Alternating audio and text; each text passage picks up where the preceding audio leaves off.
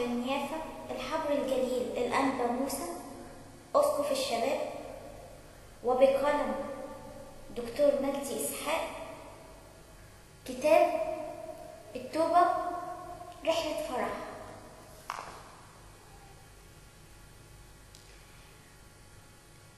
كلمة نيافة الحبر الجليل الأنبا موسى. هذه الدراسة تهدف إلى شرح معالم الطريق الروحي حسب فكر الإنجيل والآباء، حتى تكون دليلا مساعدا لشبابنا المبارك في جهاده نحو الملكوت، من التوبة إلى النمو إلى الخدمة. وهذا الجزء يتحدث عن التوبة كمدخل إلى طريق الروح، إذ يتحرر الإنسان من عبودية الخطية ويدخل إلى حرية مجد أولاد الله. لهذا أوضح الكاتب متخذا من بدايات سفر الخروج مجالا للدراسة والتأمل كيف تكون التوبة سليمة وفعالة. في الفصل الأول شرح الكاتب معنى التوبة متخذا من عبودية بني إسرائيل في أرض مصر نموذجا لما يمكن أن تفعله الخطية في الإنسان. وفي الفصل الثاني يشرح الكاتب نتائج الخطية المدمرة مثل فقدان صورة الله فينا، والموت الروحي والأبدي، والغضب الإلهي المعلن على فجور الناس وإثمهم. ولكنه يسرع فيحدثنا في الفصل الثالث عن المحبة الإلهية المتدفقة التي من خلالها تم التجسد والفداء ونلنا الخلاص بربنا يسوع المسيح. أما موضوع الفصل الرابع فهو عن قرارات التوبة وبركتها التي لا ننالها إلا بشروط، مثل وقفة أمينة مع النفس، رؤية قلبية للرب يسوع، تجاوب الإنسان مع النداء الإلهي.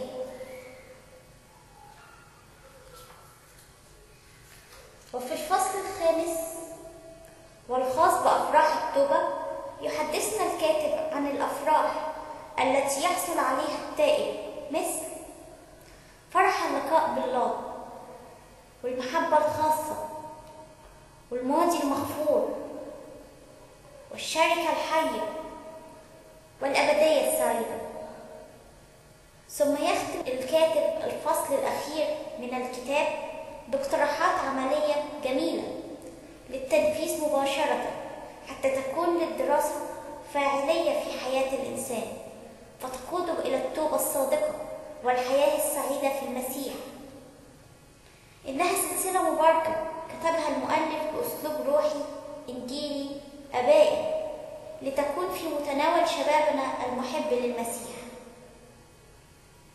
الرب يبارك هذه الدراسات لمنفعة حياتنا جميعا، بصلوات رعينا الحبيب قداسة البابا المعظم الأنبا تودروس الثاني، ويعوض الكاتب دكتور مجدي إسحاق عن جهده وإلى مزيد من العطاء والخدمة، ونعمة الرب تشملنا جميعا. الأنبا موسى أسقف الشباب. كلمة الكاتب دكتور مجدي إسحاق.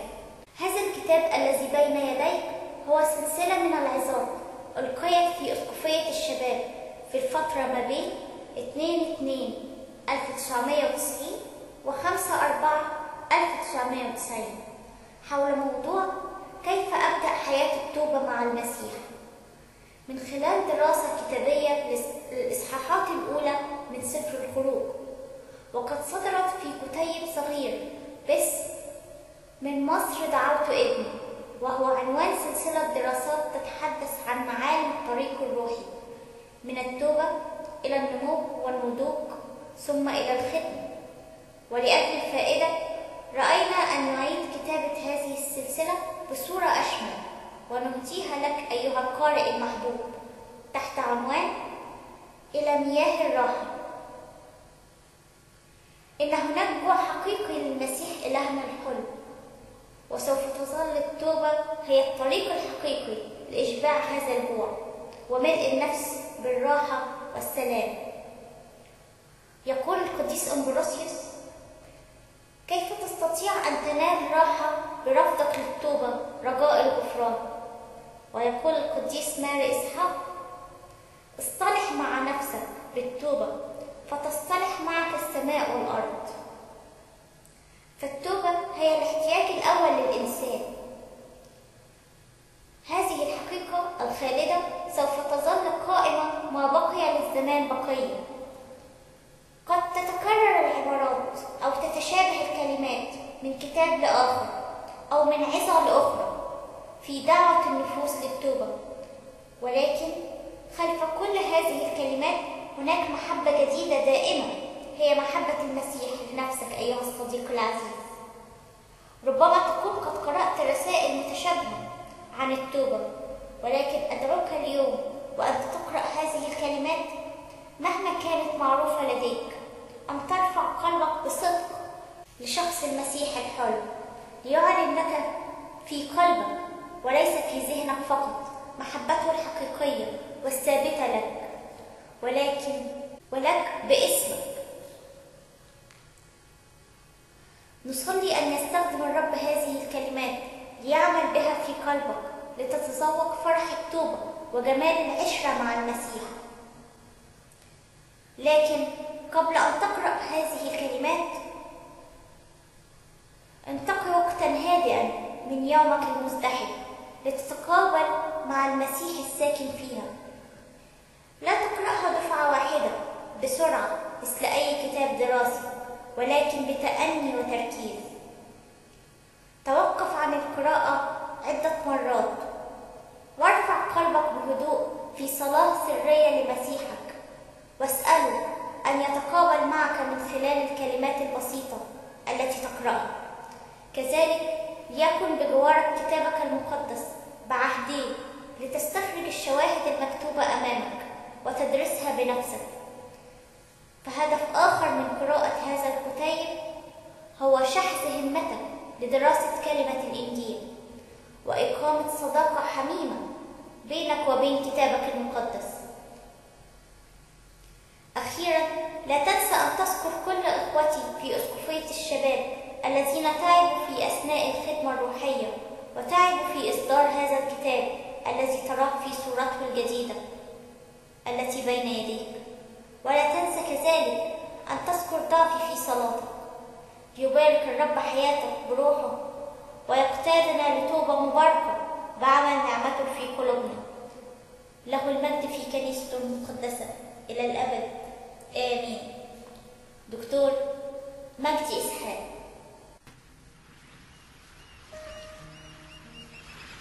الفصل الأول: صفقة خاسرة.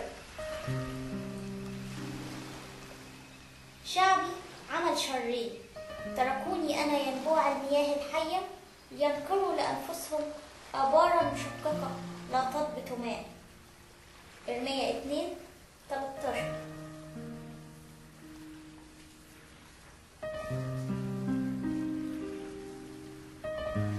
كيف صارت القرية الأمينة زانية؟ إشعياء 1:21. التوبة هي رحلة من الأرض للسماء، ومن الموت إلى الحياة، ومن الهاوية إلى الأبدية. وحينما نتقدم لنتحدث عن أول مراحل هذه الرحلة لا نجد أجمل من الرجوع إلى سفر الخروج لنبحث كيف دعا الله شعب بني إسرائيل من أرض مصر إلى كنعان، الأرض التي تفيض لبنا وعسلا.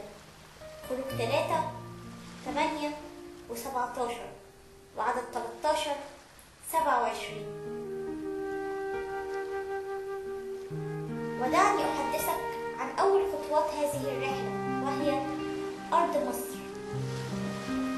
إن أرض مصر قد استحقت بركة خاصة من فم الرب عندما قال: مبارك شعب مصر.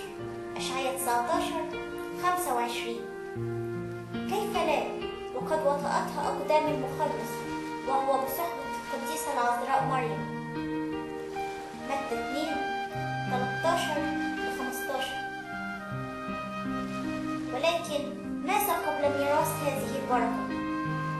لقد كانت أرض مصر تشير إلى مكان العبودية. افتح معي سفر الخروج 1:14. واقرأ هناك كلمات هامة ومرروا حياتهم بعبودية قاسية. وتستطيع أن تتبع بسهولة أصل هذه الفكرة منذ أن حكى لنا الكتاب المقدس قصة إبراهيم أبو الآباء حينما نزل إلى أرض مصر، أو بحسب تعبير الكتاب انحدر إليه. تكوين 12:10. تأمل معي دقة تعبير الكتاب انحدر، إشارة إلى المتاهة الروحية التي انزلق فيها إبراهيم باحثا عن الخبز والمأوى دون أن يستشير الله. نعم، ما أخطر أن تتبع مشيئتك الخاصة دون أن تستشير الله حتى في أدق تفاصيل حياتك. هل تعلم ماذا حدث لأبينا إبراهيم؟ القصة كاملة مدونة بتفاصيلها في تكوين 12:13-20. اقرأها معي الآن وستجد فيها كيف تعرض إبراهيم إلى تجربة قاسية، فقد أنكر زواجه بسارة وحاول فرعون أن يأخذها لنفسه زوجة، وكاد إبراهيم أن يفقد زوجته بسبب مسيرته خلف رأيه الخاص، فنزل إلى أرض مصر بدلا من أن ينتظر في أرض كنعان مطيعا وخاضعا لإلهه. ولنعد إلى قصة شعب بني إسرائيل. لقد بدأت قصتنا بجوع شديد اجتاح كل الأرض. نقرأ عنه في تكوين 41:54. ولم يكن هناك مكان يمكن شراء القمح منه إلا أرض مصر. تكوين 41:57. وكان أمرا طبيعيا أن يذهب أبناء يعقوب إلى أرض مصر ليبتاعوا طعاما. تكوين 42:1-2.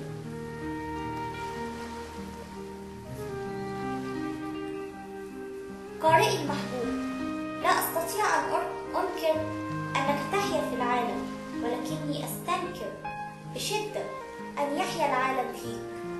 إن العالم يخضع لك في المسيح ولا يتسلط عليك إلا إذا أحببت ما فيه وخضعت لشهواته وإغراءاته. لذلك نجد أن الكتاب المقدس يقدم لك كلمة هامة عن علاقتك بالعالم. اقرأها معي في رسالة كورنثوس الأولى 7:21. الذين يستعملون العالم. إن علاقتك بالعالم هي أن تستعمله ولا يستعملك العالم، أن تأخذ منه احتياجاتك لا أن يسخرك هو لأفكاره ومبادئه. أن ينزل أبناء يعقوب لأرض مصر لشراء احتياجاتهم الجسدية هو أمر مقبول، أما أن يستوطنوا في أرض مصر ويتكاثروا ويثمروا ويفتقروا كما ذكر لنا الكتاب المقدس في خروج 1:7، فهذا كان أبعد ما يكون عن قصد الله. كان من المفروض أن يأخذوا طعامهم واحتياجهم ثم يعودوا، أو على الأكثر يمكثوا في أرض مصر فترة سنين الجوع، وهي 7 سنين.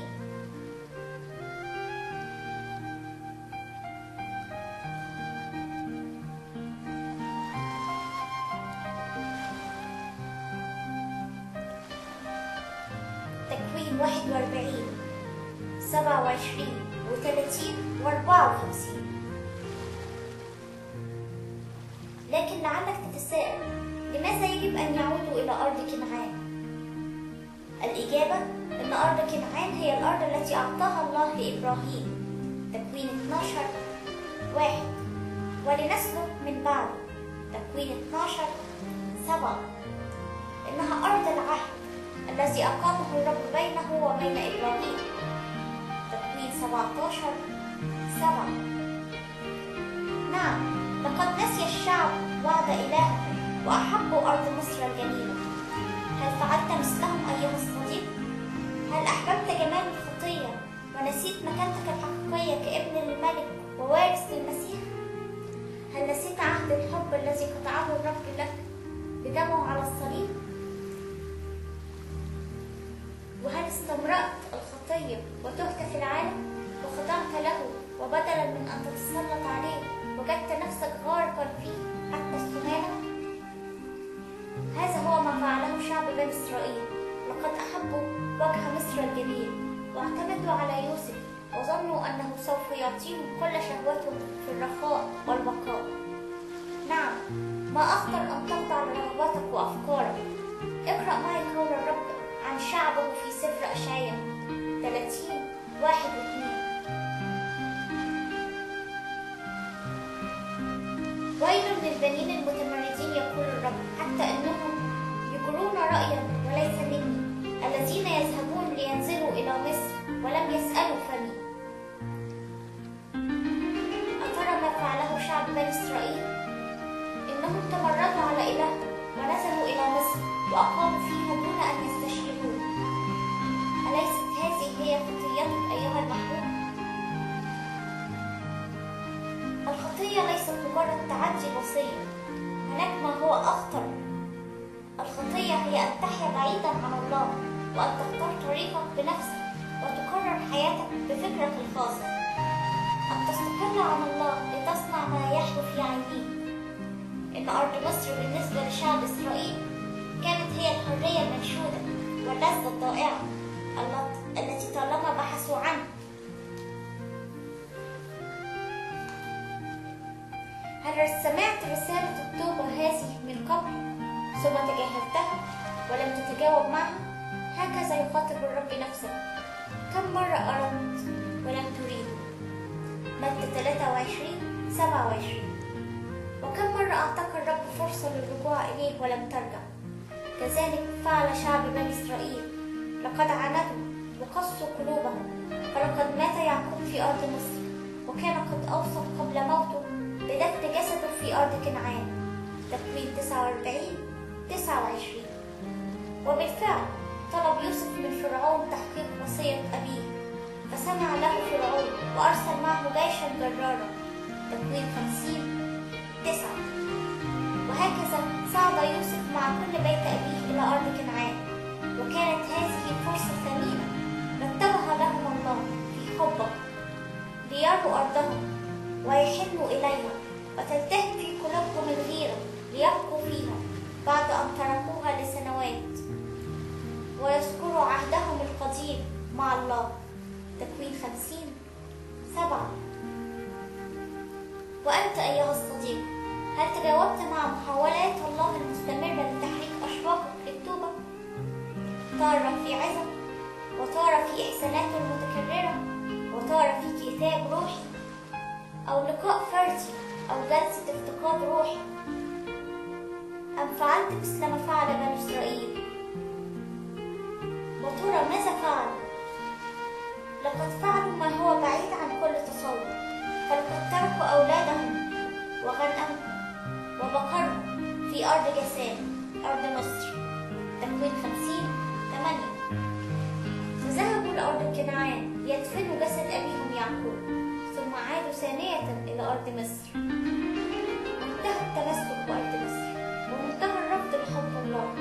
لقد أحبوا الأرض وتعلق قلبهم بها، فنسوا حب الله وأغمضوا عيونهم عنه، ولم يتجاوبوا مع دعوة محبته، ولم يقتنصوا فرصة الرجوع التي أتاحها لهم في رأفته ودعته وطول أناته. هل أحببت الخطية يا صديقي؟ إنها فعلا جميلة وجذابة وشهية، تماما مثل ما خدعت بها حواء. ولكن دعني أهمس في أذنك بهذه الحقيقة الهامة: إن الخطية جميلة الشكل، ولكنها تحوي في طياتها الموت الأبدي. توجد طريق تظهر للإنسان مستقيمة، وعاقبتها طرق الموت. أمثال 14:12. دعني أسوق لك مثلا لإيضاح الفكرة. لنفرض أنه عرض عليك طعاما شهيا وبأي كمية تريدها وبدون أي مقابل مادي، أفلا تقبل في الحال؟ هذه هي الحقيقة الأولى، جمال العطية. ولكن ماذا لو أخبرتك أن طبقا واحدا فقط من أطباق المائدة يحوي سما زعافا قادرا أن يقتل في الحال كل من يأكله؟ فماذا يكون رد فعلك؟ أفلا ترفض الصفقة التي سبق أن وافقت عليها في أول الأمر؟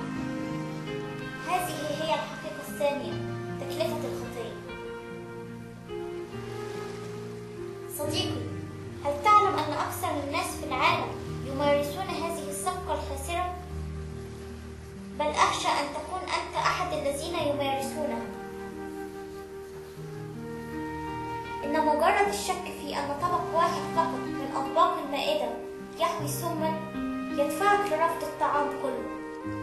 فماذا لو أخبرتك أن كل الطعام به نفس السم؟ وبماذا تصف إنسان عرف هذه الحقيقة ثم ذهب ليكمل الطعام؟ إن كلمة الله تؤكد لك يا صديقي إن أجرة الخطية موت. رومية 6:23. هذه حقيقة لا جدال فيها، والرب نفسه قال لآدم: يوم تأكل منها، أي من شجرة معرفة الخير والشر، موتا تموت. تكوين 2:17.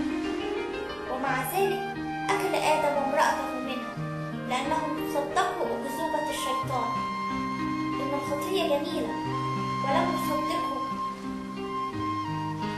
كلام الرب الإله إنها تحوي الموت في داخلها. هل صدقت يا عزيزي أكذوبة جمال الخطية؟ إذن أكمل معي بقية القصة.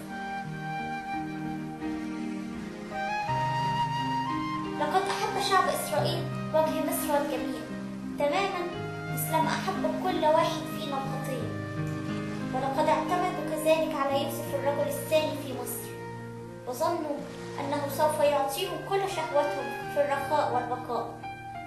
نعم، هناك خطر كبير أن تعتمد على شخص آخر غير شخص المسيح، وهناك خطورة أن تستمد قيمتك أو قوتك منه.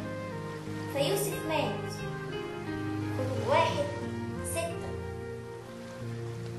وبالمثل تموت كل قوة قد تعتمد عليها ظنا أنها توفر لك الحماية. فالخطية التي تفعلها لها عقاب مهما تأجل، ومن حنان الله عليك أنه يؤخر العقاب ويؤجله ليعطيك الفرصة لتستفيق وتعود إلى رشدك.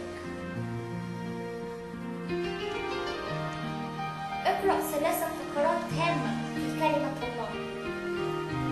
خروج 1:8، وتكوين 15:3، وأعمال 7:6. لقد قام ملك جديد لم يكن يعرف يوسف، وبدأ يذيق الشعب طعم العبودية القاسية ولمدة 400 سنة. لقد أكرمتهم الخطية سنوات قليلة، ثم أدارت وجهها الآخر لتذيقهم العذاب ألوانا لمئات السنين. ألم تكن طاعة الله للرجوع إلى أرض كنعان كفيلة بأن تجنبهم كل هذا المرار؟ أوليست هذه خبرتك في الخطية؟ ألم تشعر بالمرارة والحزن والضيق من غربتك بعيدا عن حضن المسيح؟ لقد كنت تظن أن الخطية مشبعة وأنك سوف تفعلها بسرعة مثلما يفعلها كل إنسان، ثم تعود إلى رشدك وصوابك وكأن أحدا لم يدري. لكن هل اكتشفت أنك وضعت يديك في قيدها الحديدي؟ وهل تئن من ذلها ومرارها؟ ليتك تنتبه يا صديقي إلى نفسك. نعم، تحتاج أن تقف هادئا مع نفسك ولو قليلا. أين أنت؟ وما هو مصيرك الأبدي؟ كم كلفتك الخطية؟ وماذا أفقدك؟ ماذا تفعل اليوم لو وقفت أمام العرش الأبيض العظيم وفتح الرب سفر الحياة ولم تجد اسمك مكتوبا فيه؟ رؤيا 20:12. وكيف تهرب أيها الحبيب من غضب الله الآتي؟ رؤى 3:7.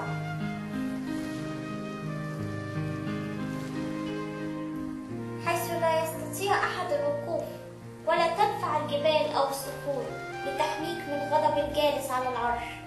رؤيا 6:15-17. يقول القديس كيرلس الأورشليمي: الخطية مرعبة للغاية، والعصيان مرض النفس الوبيل، إذ يشل طاقتها خفية ويجعلها مستحقة للنار الأبدية. نعم، اترك الكتاب الذي تقرأه الآن واسأل نفسك بصدق عن أخطر قرار يمكنك أن تأخذه. إنه قرار يخص مصيرك الأبدي. اركع الآن إن أمكنك، واغمض عينيك قليلا وكلم إلهك، فهو يشتاق أن يسمعك. قل له أنك حائر وتائب، قل له أنك بددت شباكك بعيدا عنه، وكن صادقا في صلاتك، فهو ينتظرك بلهفة ولن يتأخر عنك. فإن بدأت تجاوب بصدق على هذا السؤال وتواجه نفسك بصدق، تكون جاهزا لتبدأ قراءة الفصل الثاني.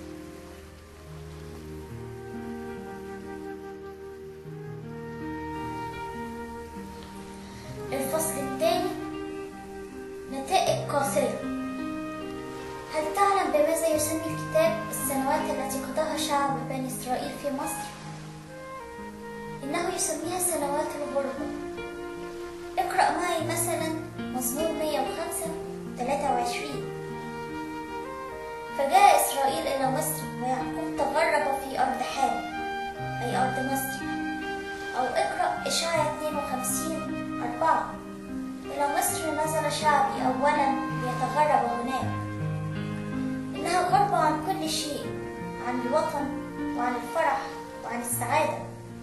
تأمل معي قول الكتاب: حبيب الرب يسكن لديه آمنا، يستره طول النهار وبين منكبيه يسكن. تثنية 33:12. هل تسكن لدى الرب؟ وهل تتمتع بالأمان في عشرته؟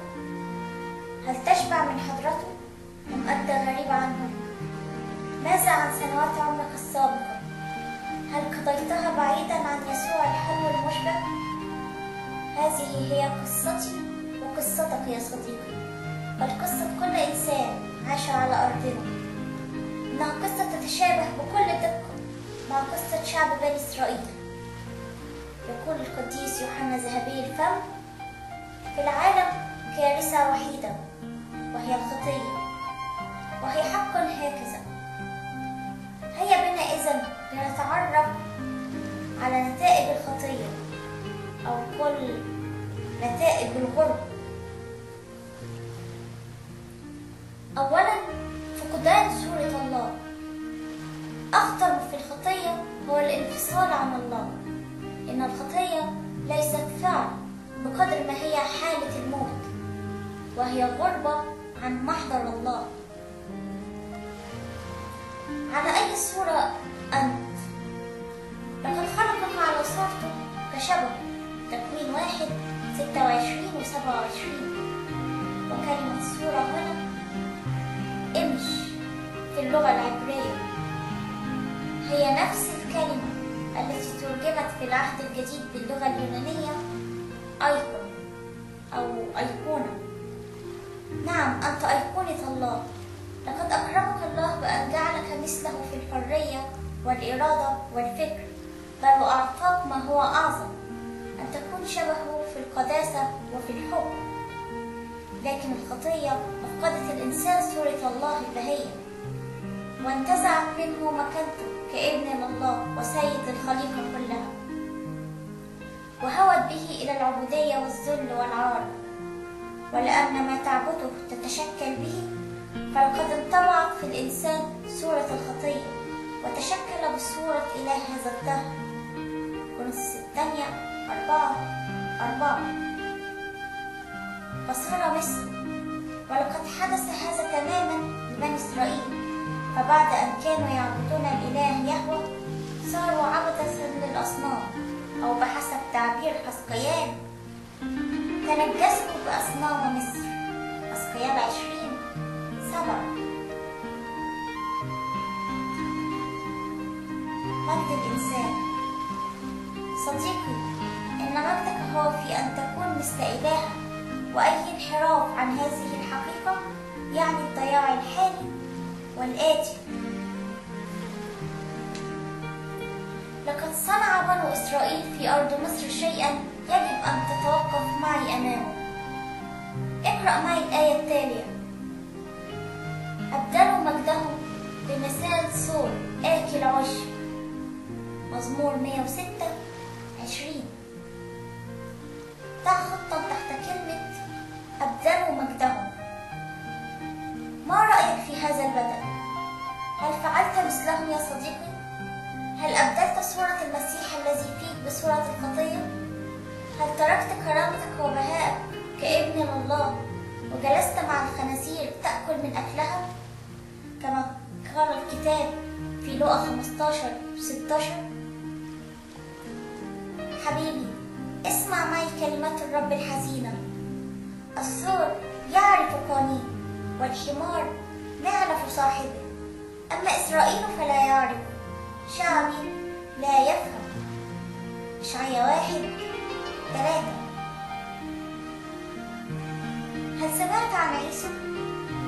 إن عيسو يمثل في الكتاب الخطية في قمة صورها. لماذا؟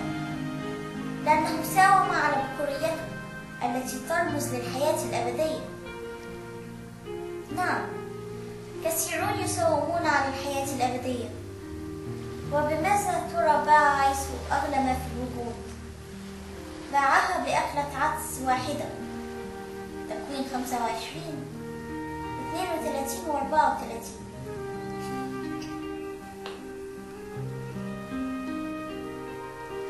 صديقي، تبيع أبديتك بهذا المقابل؟ إن الخطية تشبه أكلة العدس الذي يسد جوع الإنسان الوقتي، ولكنه يحرمه من خبز الحياة الأبدي. نعم، لقد باع بني إسرائيل إلههم وعبدوا العجل في أرض مصر، وكانوا يظنون فيها الرخاء والكرامة، فصاروا عبيدا يمضون اليوم كله في الطين واللبن. خروج 1:14. لمن الصورة والكتابة؟ لقد أمسك الرب ذات يوم بدينار وسأل سؤالا هاما: لمن الصورة والكتابة؟ لوقا 20:24. ونفس هذا السؤال سوف يسأله لك في اليوم الأخير: لمن هذه الصورة؟ ترى ما هي صورتك أيها الصديق الغالي؟ هل حينما أراك أو يراك الآخرون، أو الأهم من هذا كله حينما يراك الله، هل يستطيع أن يتعرف على هذه الصورة التي استودعها فيك؟ انظر معي في متى 25:12. حينما قرعت العذارى الجاهلات باب العريس، أجاب وقال: الحق أقول لكم أني ما أعرفكم. ومعنى كلمة لا أعرفكم معناها أن الخطية شوهت صورة الإنسان، فلم يعد الله يرى فيه نفس الصورة التي صنعها بيداه. ترى لو نظر إليك الرب الآن يا صديقي الغالي، هل سيعرفك؟ ماذا عن سلوكك وكلامك وأفكارك وعلاقاتك وطموحاتك؟ هل تقدم لمن حولك صورة الله أم صورة الخطية؟ انتفض من التراب. ألا تحب يا عزيزي أن تسترد صورتك وتعود لمكانتك؟ ألا تشتاق إلى حياة فرح وإلى ضمير مبرر مغسول بالدم وإلى حياة البنوة المملوءة طمأنينة وسلامة؟ حبيبي، إن الرب يناديك: انتفض من التراب. قومي اجلسي يا أورشليم، انحني من ربط عنقك أيتها المسبية ابنة صهيون. إشعياء 52:2. هيا معي يا صديقي، نترك التراب وننطلق في رحلتنا نحو السماء، فمنها خرجنا وإليها نعود. ثانيا، الموت الروحي. موتا تموت. تكوين 2:17. كلمة قالها الله لآدم منذ البدء، ولكن ما أخطرها ظلت تدوي عبر غياهب الزمان، وحتى اليوم أجرة الخطية موت. رومية 6:22. لكن ما أقل ما ينتبه الإنسان إلى هذه الكلمة. متى مات آدم؟ إن الموت الجسدي ما هو إلا أحد جوانب الموت التي يشملها هذا الحكم. أما الأخطر من موت الجسد فهو الموت الداخلي الذي يصيب النفس. ورغم أن آدم عاش 930 سنة كما في تكوين 5:5، إلا أنه مات فعلا يوم أن أخطأ، لأنه انفصل عن الله وتغرب عن ينبوع الحياة، وانطبق عليه قول الكتاب: لأن لك اسما أنك حي وأنت ميت. رؤية 3:1.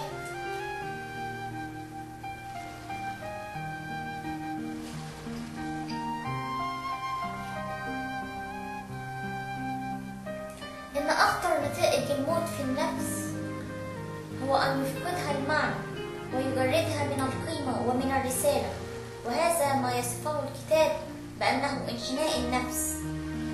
افتح معي مزمور 42 وانظر إلى الآيات 5 و6 و11، وسوف تقرأ معي هذا التعبير 3 مرات: لماذا أنت منحنية يا نفسي؟ انظر معي إلى هذا الثقل الذي أحنى داوود، إنها الخطية التي حرمت النفس من البهجة والسعادة. هناك كلمة أخرى اقرأها معي: لماذا تئنين فيا؟ نعم، هناك أنين مستمر داخل النفس المتغربة عن المسيح. قد تفتر ألحان الحزن حينا، إلا أنها تعود لتتصاعد بأكثر قوة، وهيهات للفرح أو للذة أو للشهوة أو للنجاح أو لوسائل الترفيه أن تزيل هذا اللحن من كل نفس بعيدة عن المسيح. نعم يا صديقي، إن هذا الأنين هو الذي نسمع صداه في سفر الخروج في الإصحاح الأول: كل ابن يولد تطرحونه في النهر. خروج 1:22. انظر معي: الأم التي تتعب في الحمل وتنتظر بلهفة ابنها العزيز شهورا طويلة، ثم تعاني من آلام الوضع، وفي النهاية يأخذون ابنها أمام عينيها ويلقونه في النهر لقمة صائغة للتماثيل. كم يتمزق قلب هذه الأم، إنها تتعب وتثمر ثم تفقد الثمر أمام عينيها.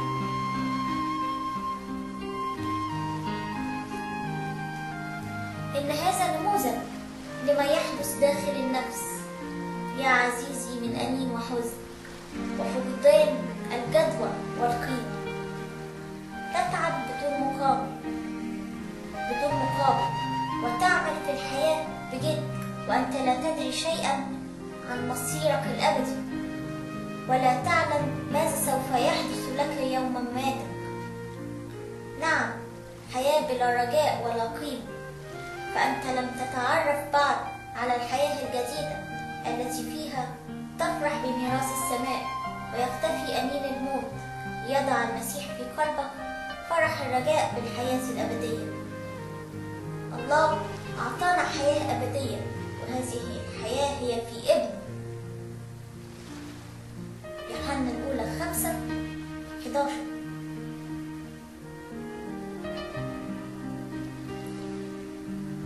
أريد أن أقترب معك أكثر إلى معنى الموت الداخلي. افتح معي سفر دانيال إصحاح 5 واقرأ معي عن الملك بلشاصر. كان مستبيحا يمثل الاستهتار بكل القيم والمبادئ الروحية. قد أحضر أواني هيكل رب الجنود وشرب فيها الخمر مع عظمائه وسبح آلهة الذهب والفضة. ماذا حدث؟ أبصر الجميع مشهدا مروعا. أصابع يد إنسان كتبت على مكنس الحائط كلمات دينونة الله الصارمة على خطية بلشاصر. وكان محتوى هذه الكلمات كما فسرها له دانيال: أحصى الله ملكوتك وأنهاه، وزنت بالموازين فوجدت ناقصا، قسمت مملكتك وأعطيت لمادي وفارس. دانيال 5:26-28. فإلى ماذا تشير هذه الحادثة؟ إنها تشير إلى الدينونة التي يكتبها الله على الضمير، والضمير يشبه مكنس الحائط الهش الذي قرأت عنه في قصة بلشاصر، ويد الله تحفر على ضمير كل إنسان خاطئ قرار الموت.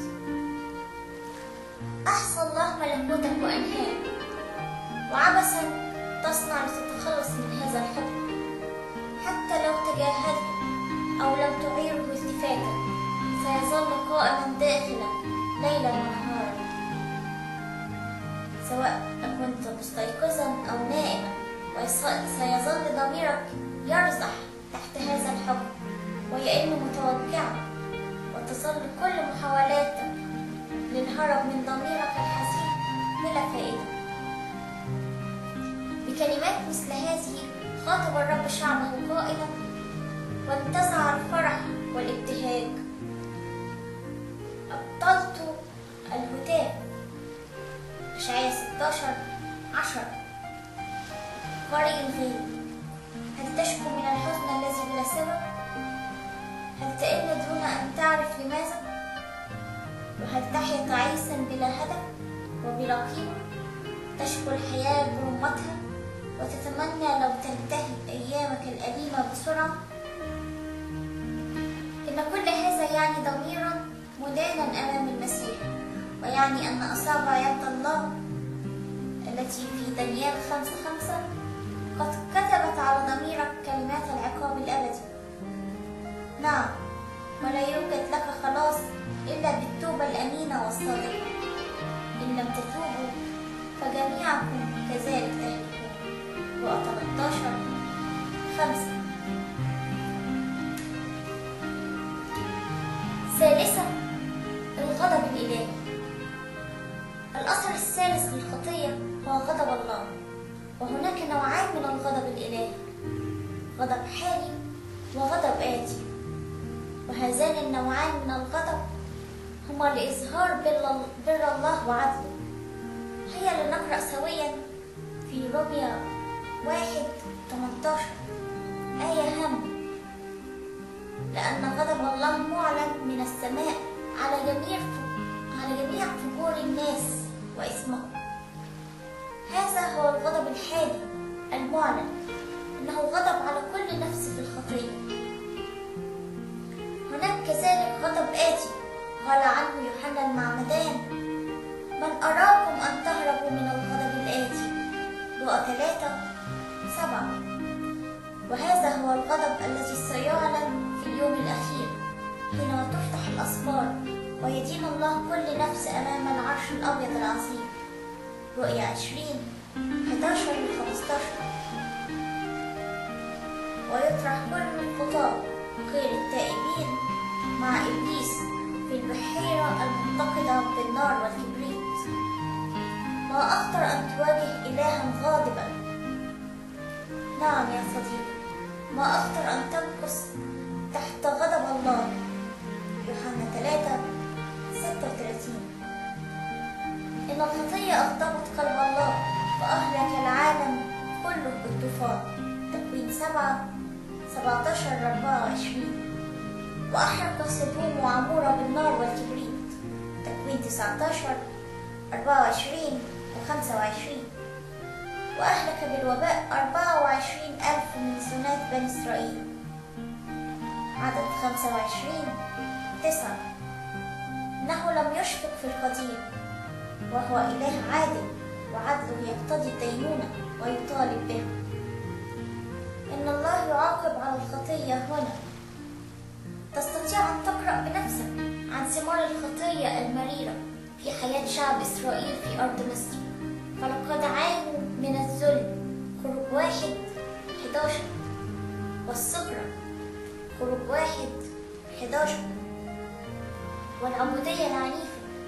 خروج 1:13. والمرارة. خروج 1:14. بل وكانوا يمضون اليوم كله في التين واللبن. خروج 1:14.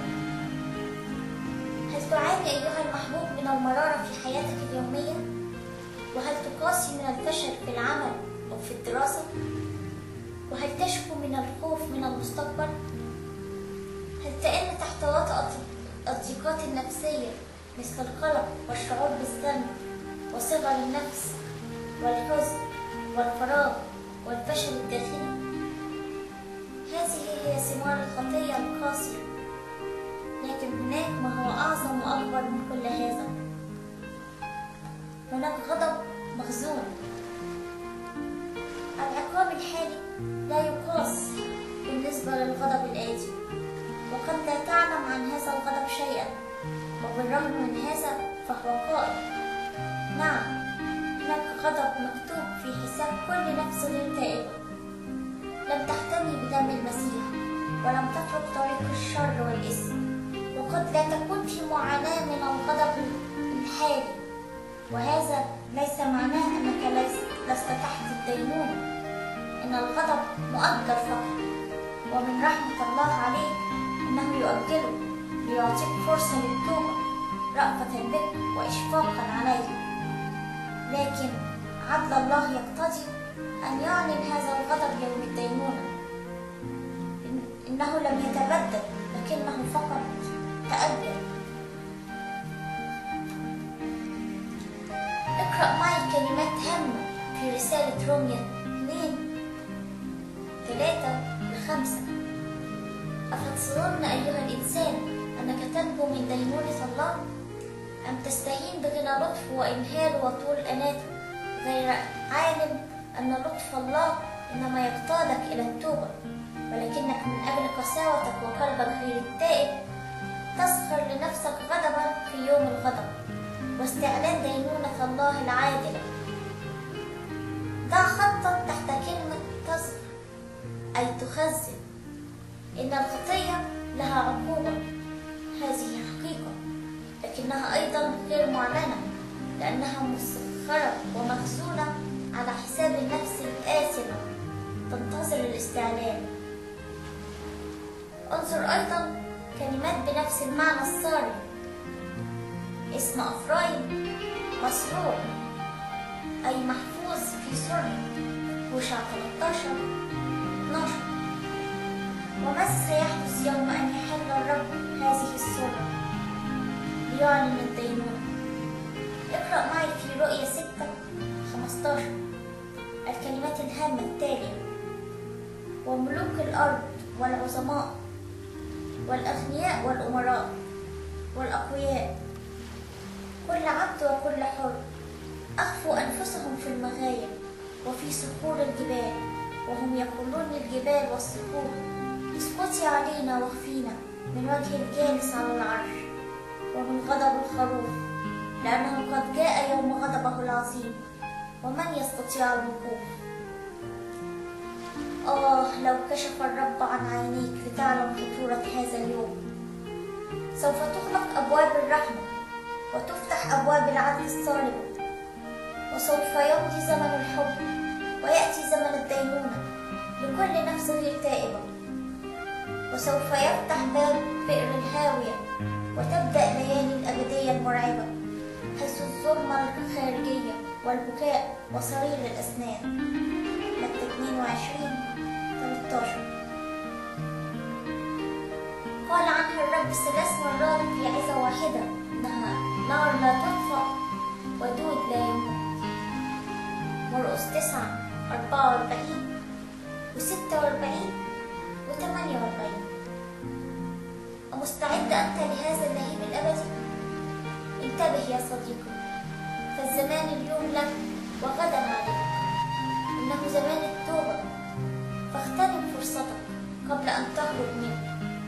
واسمع قول القديس أغسطينوس: إن الله الذي وعدك بالغفران إذا تبت لم يعدك لغد قادم إذا أجلت.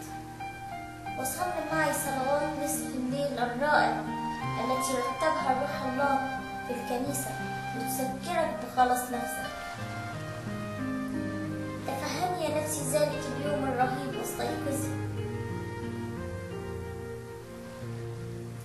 إذا ما تفطنت في كثرة أعمالي الرديئة ويأتي على قلبي فكر تلك الدينونة الرهيبة، تأخذني رعدا فأهرب إليك يا الله محب البشر.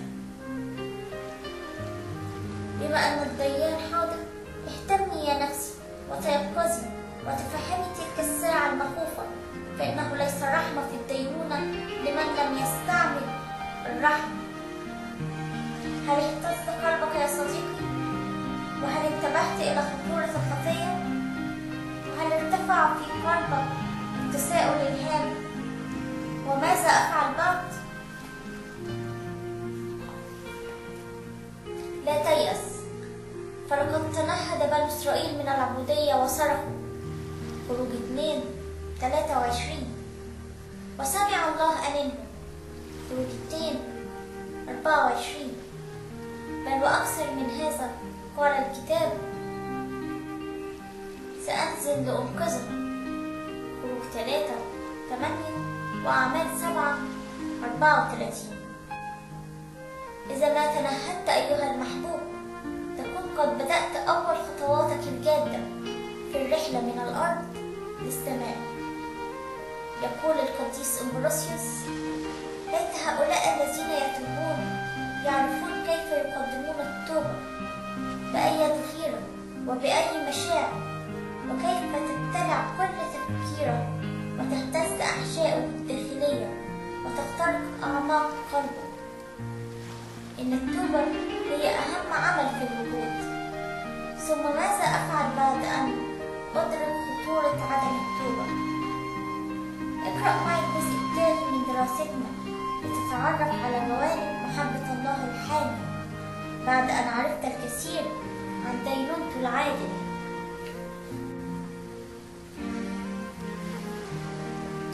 الفصل الثالث: محبة متدفقة. من أجل محبته الكثيرة التي أحبنا بها ونحن أموات بالخطايا أحيانا في المسيح. أفسس 2:4-5. إذا أردت أن تبدأ التوبة فهناك حقيقة هامة يجب أن تدركها، وهي نتائج الخطايا القاسية. لكن إذا أردت أن تأخذ خطوات واسعة في الطريق للرجوع إلى المسيح، يجب أن تدرك حقيقة أهم وأعظم، وهي المحبة الحامية التي في قلب الله من نحوك بالرغم من ثقل خطاياك. إن الله يحبك رغم الخيانة التي تحيا فيها، وهو يشتاق إلى رجوعك إليه أكثر مما تشتاق أنت نفسك أن تعود.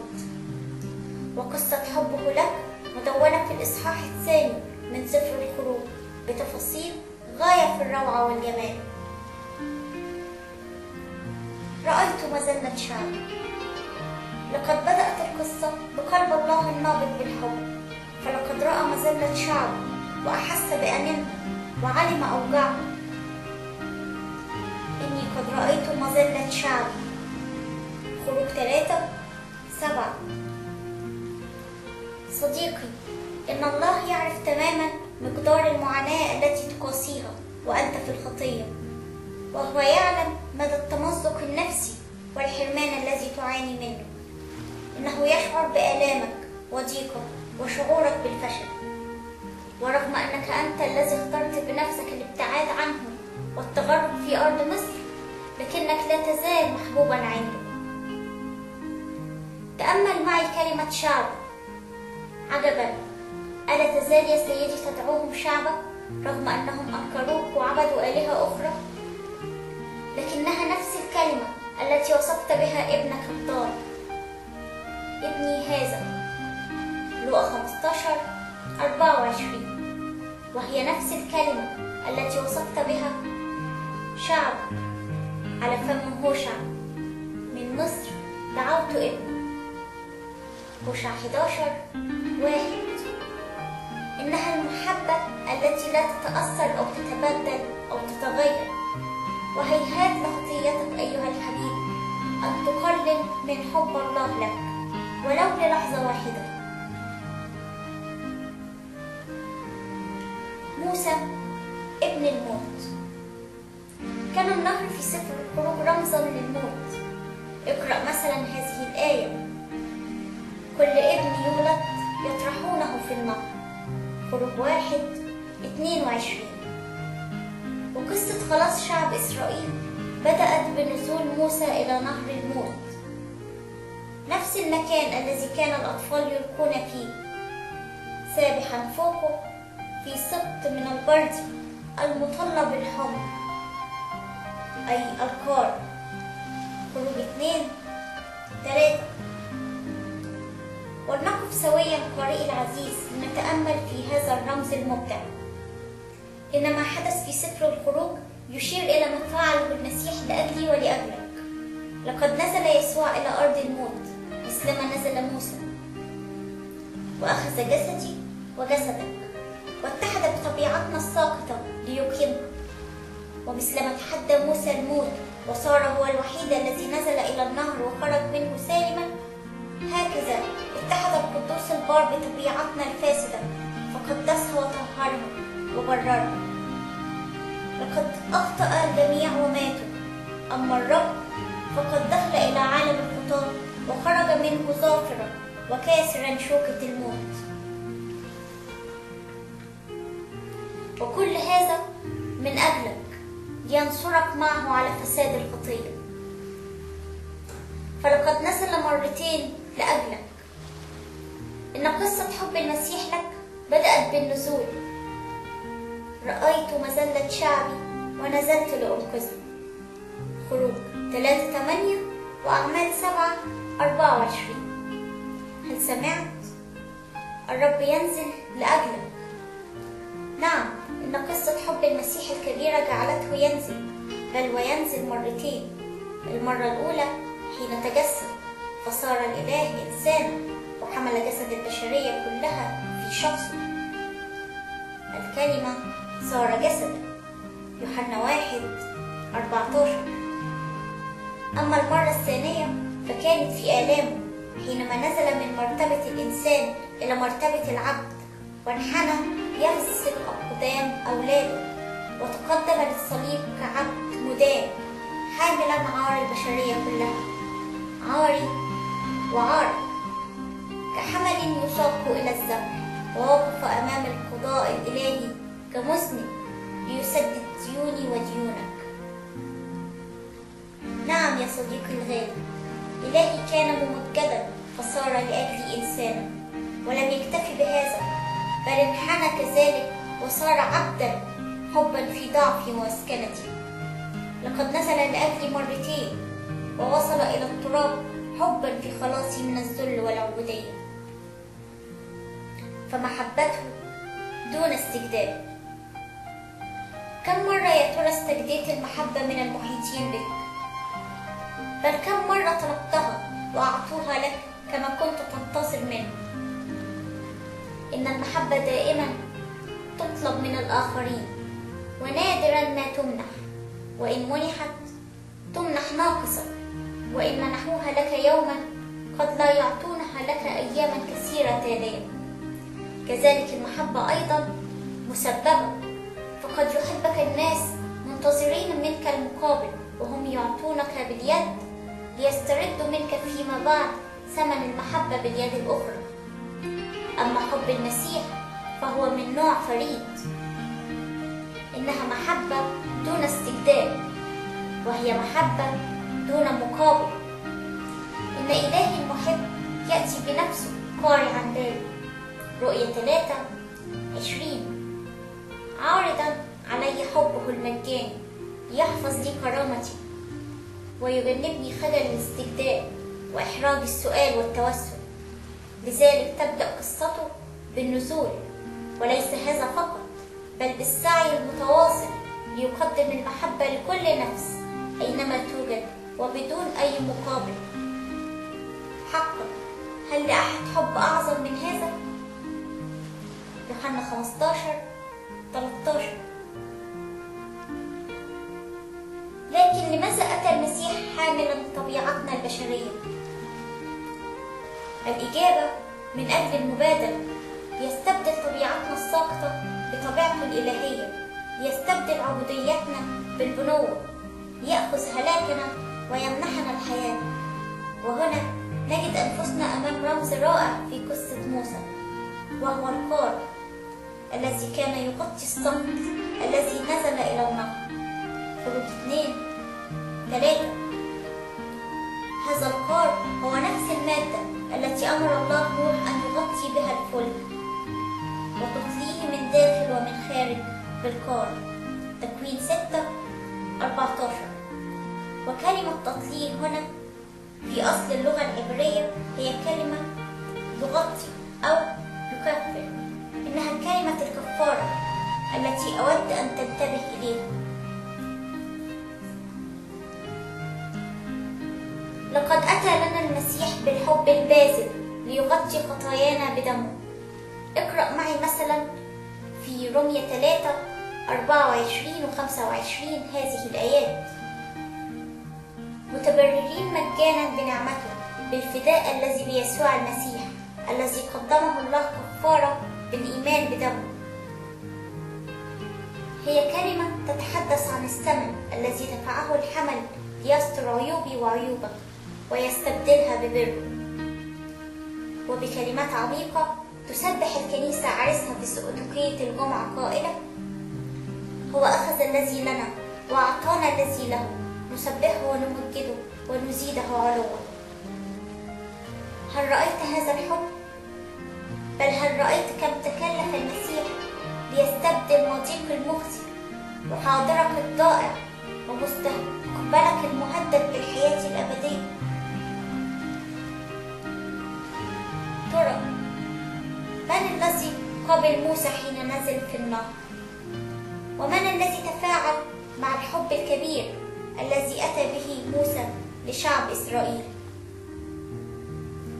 لقد عبر موسى في النهر أمام الكل ورآه كثير من الصيادين والمزارعين من على شاطئ نهر النيل، لكن من هو القلب الذي رق للطفل المولود سابح على وجه الماء يصرخ من الألم معرضا للغرق أو للافتراس من حيوان كاسر؟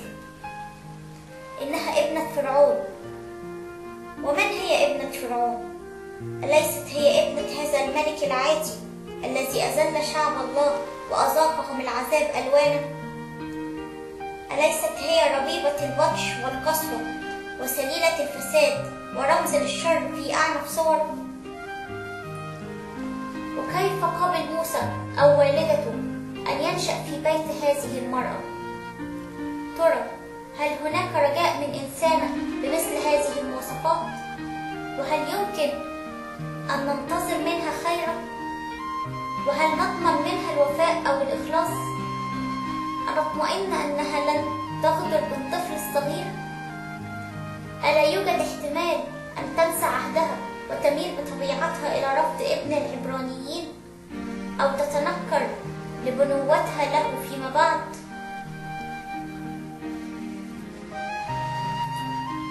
المسيح يحبك أنت.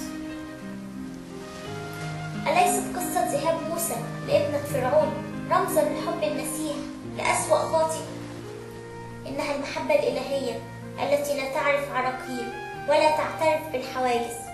إنها محبة الله التي نزلت للحضيض تقيم من الساقطين أولادا لله، أو بحسب تعبير حنة النبية: يقيم المسكين من التراب، يرفع الفقير من المزبلة للجلوس مع الشرفاء، ويملكهم كرسي المجد.